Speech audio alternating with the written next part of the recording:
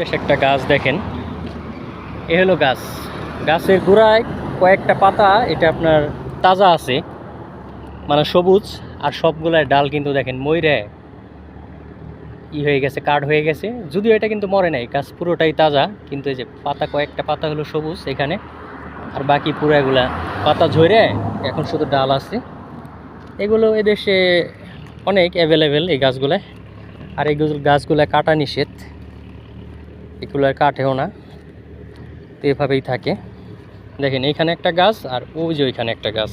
ওই গাছটা কিন্তু সবুজ, কারণ ওই গাছটা, কারণটা আমি আপনাদেরকে বলতেছি। এটার মধ্যে হলো পানি দেওয়া হয় না, এটা একাই হয়েছে, একাই বড় হইতেছে। আর ওই যে ওইখানে যে গাছটা দেখতেছেন, এই গাছটার মধ্যে প্রতিদিন পানি দেওয়া হয়। এই গাছের গোড়ায় পানির লাইন করা, ওখানে সকাল সন্ধ্যা পানি দেওয়া হয়। এই কারণে এই গাছটা এরকম, আর এই গাছটা হলো এরকম।